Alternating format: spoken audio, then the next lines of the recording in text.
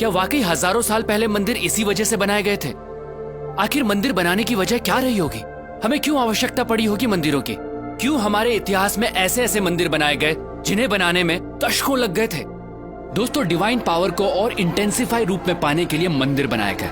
इसे यूं समझिए, जिस तरह साउंड वेव्स को कैच करने के लिए सेलफोन चाहिए, ठीक उसी तरह डिवाइन पावर को उसकी नेचुरल इंटेंसिटी में कैच करने के लिए चाहिए एक पावरफुल टूल, जो है मंदिर। एक तरह से यूं समझिए, कॉस्मिक कनेक्शन के लिए बनाए गए पावरफुल टूल है मंदिर। ये एक पॉसिबिलिटी है उस डायमेंशन को छूने की जिससे हम इंसान बने, ये संसार बना, ये ब्रह्मांड बना। और ब्रह्मांड में दूसरे आयामों से कनेक्शन बैठाने के लिए हमारे पूर्वजों ने न सिर्फ मंदिरों में डिवाइन स्ट्रक्चर स्थापित किए, बल्कि उन्हें कॉन्सिक्रेट यानी प्राण प्रतिष्ठित भी किया। प्राण प्रतिष्ठा मतलब मूर्तियों में जान आ जाना नहीं होता है दोस्तों, ये प्राण एनर्जी की तरह प्रतिष्ठित किए जाते हैं। जी हाँ, मूर्तियों को एनर्जाइज किया जाता है, और जब हम उन मूर्तियों के सामने बैठते हैं तो हमें वो एनर्जी महसूस होती है, हमें परेशानी का हल मिलता है, हमारा दुख दूर होता है और हम खुद को भगवान से जोड़ते हैं। ये सिर्फ उन डिवाइन एनर्जीज की वजह से होता है दोस्तों। ये एनर्जी आपका सिस्टम जब कैच करता है तो आपकी एनर्जी बॉडी अलाइंड होती है और आप पॉजिटिव फील करते हैं। जैसे हमें अलग अलग लोगों से पॉजिटिव और नेगेटिव वाइब्स मिलती हैं। देखिए दोस्तों, एनर्जी जो है वो आपके थॉट प्रोसेस से ड्राइव होती है और सामने वाला वही महसूस करता है। ठीक उसी तरह जब हम प्राचीन मंदिरों में जाते हैं तो हमें वहाँ की पॉजिटिव वाइब्स महसूस होती है। अगर आप अपनी एनर्जी के प्रति सेंसिटिव होंगे तो आप ये जरूर महसूस कर पाएंगे। कई मंदिरों की एनर्जी ऐसी होती है कि आप अपने आंसू नहीं रोक पाते, आप इमोशनल हो जाते हैं। हो सकता है आप गिल्ट महसूस करें उस काम के लिए जो आपको गलत लगता है। ऐसी जगह आपको मेल्ट करती हैं, आपको लाइट करती हैं, आपको हल्कापन महसूस कराती हैं। दोस्तों, प्राचीन मंदिर ऐसे एनर्जी सेंटर्स थे जो इंसान की डीप ट्रांसफॉर्मेशन के लिए बनाए गए थे। तभी तो मंदिरों में जाने से पहले नहाया जाता था, ताकि आपकी बॉडी उस एनर्जी के लिए और रिसेप्टिव बने।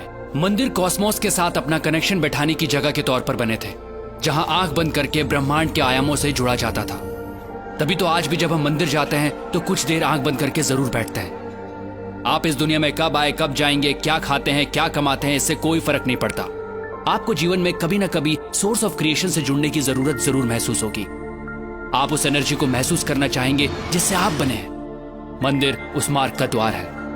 हम ये नहीं कहते कि सिर्फ मंदिर जाकर ही ये संभव है दोस्तों। अगर आपके घर में मंदिर जैसा एनवायरनमेंट है, कॉन्सिक्रेटेड मूर्ति है, तो आप कॉस्मोस के साथ अपने कनेक्शन को और स्ट्रॉन्ग कर सकते हैं। हमें जितना हो सके इस एनर्जी के पास रहना चाहिए, प्राण प्रतिष्ठित स्थानों पर जाना चाहिए। खासकर 14 साल से कम उम्र वाले बच्चे अगर कॉन्सिक्रेटेड स्पेसेस पर रेगुलरली जाते हैं तो उनकी एडोलेसेंस प्रॉब्लम्स बहुत हद तक अपने आप रिजॉल्व हो जाती हैं। दोस्तों, मंदिर या कहिए कॉन्सिक्रेटेड स्पेसेस उस डायमेंशन से जुड़ने का द्वार है जहां से हमारी उत्पत्ति हुई है। ये एक तरह की टेक्नोलॉजी ही है जिससे हमारा एनर्जी सिस्टम ऐसे अलाइंड होता है कि हमारा जीवन को देखने का नजरिया ही बदल जाता है। तो अगली बार जब भी किसी मंदिर में जाएं तो वहां की प्राण प्रतिष्ठित मूर्ति और उस कॉन्सिक्रेटेड स्पेस की एनर्जी को अपनी एनर्जी सिस्टम से एक होता जरूर महसूस कीजिएगा। दोस्तों, सनातन धर्म सिर्फ धर्म नहीं है, ये एक सोच है, ये एक साइंस है जिसे हजारों साल पहले इवॉल्व किया गया था, जो इंसान को अपग्रेड करती है और आज भी ये उतनी ही एप्लीकेबल है। दोस्तों, इस मॉडर्न युग में हम बाहरी तौर पर बहुत बदल चुके हैं, लेकिन हमारे अंदर इंसान अब भी वही है और आज भी सनातन प्रैक्टिसेस और साइंस हमें अपग्रेड करने के लिए उतनी ही एप्लीकेबल हैं।